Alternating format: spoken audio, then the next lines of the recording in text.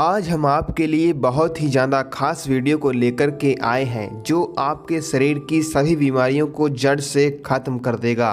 फिर चाहे आपको भूख कम लगती हो, पाचन तंत्र खराब हो, शरीर दुबला पतला हो, ताकत की कमी हो या फिर चेहरा चमकदार ना हो, सभी प्रॉब्लम्स को मैं इस वीडियो में सॉल्व करूँगा। बस वीडियो को पूरा ध्यान से सुने। दोस्तों, हमारे इस स्थूल शरीर में 72,000 नाड़ियाँ होती हैं और इन्हीं नाड़ियों के द्वारा हमारे शरीर में ऊर्जा प्रवाहित होती है। लेकिन इन 72,000 नाड़ियों में 3 नाड़ियाँ बहुत ही प्रमुख होती हैं। पहली इंडा, दूसरी पिंगला और तीसरी सुषुम्ना। इंडा नाड़ी को हम चंद्र नाड़ी कहते हैं, दूसरी पिंगला नाड़ी को हम सूर्य नाड़ी कहते हैं।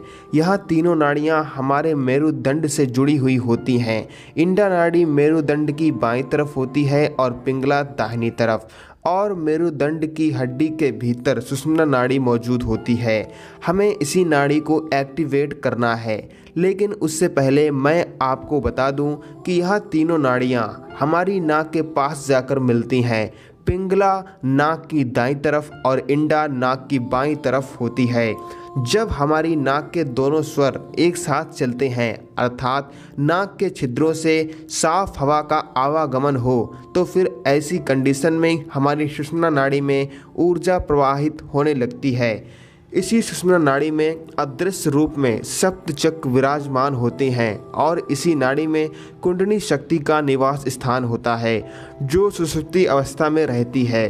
सुषुम्ना नाड़ी को जागृत करने का मतलब है सप्त चक्रों को सक्रिय करना, जीवन को एक नई दिशा की ओर ले जाना। जब हमारी सुषुम्ना में ऊर्जा प्रवाहित होने लगती है तो हमारा शरीर ऊर्जा से भर जाता है। हमारा शरीर सभी रोगों से मुक्त रहता है। हमारे चेहरे पर विशेष तेज छलकता है। इसी नाड़ी के द्वारा हमारी वीर शक्ति मस्तिष्क तक पहुंचती है और हमें तेजस्ता प्राप्त होती है।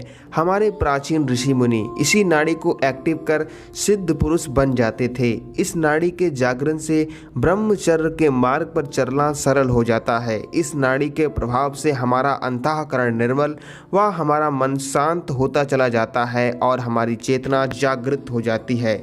इसके जागरण से हमें सब कुछ प्राप्त हो जाता है। तो आइए हम जानते हैं कि इसको जागृत कैसे करें। सुषुम्ना नाड़ी को जागृत करने के लिए आपको कुछ नियमों का पालन करना होगा।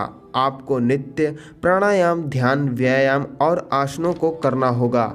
जब आप ब्रह्म मुहूर्त में उठें तो आपको स्वच्छ होकर के आसन बिछा के बैठ जाना है और नाड़ी शोधन प्राणायाम करना है, अर्थात अनुलोम विलोम प्राणायाम कुछ देर तक करें। इसके बाद आपको अपनी नाक के बाएं छिद्र को दबा लेना है और दाहिने नाक के छिद्र से गहरी सांस भर लेनी है और इसी गहरी सांस को मेरुदंड के निचले भाग तक लेकर जाना है।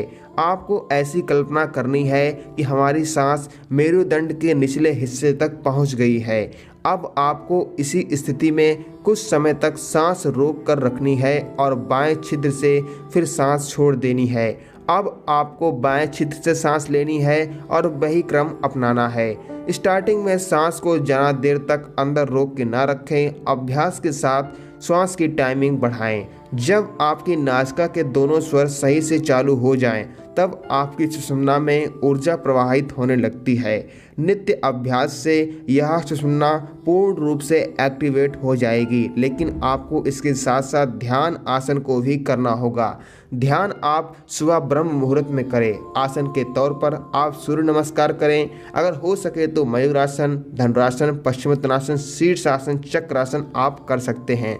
दोस्तों, वीडियो अच्छा लगा हो तो लाइक शेयर जरूर करें और हमसे टेलीग्राम पर जुड़ना ना भूलें। उसका लिंक वीडियो के डिस्क्रिप्शन में मौजूद है और अपने चैनल को जरूर सब्सक्राइब करें। जय श्री राम। ओम नमः शिवाय।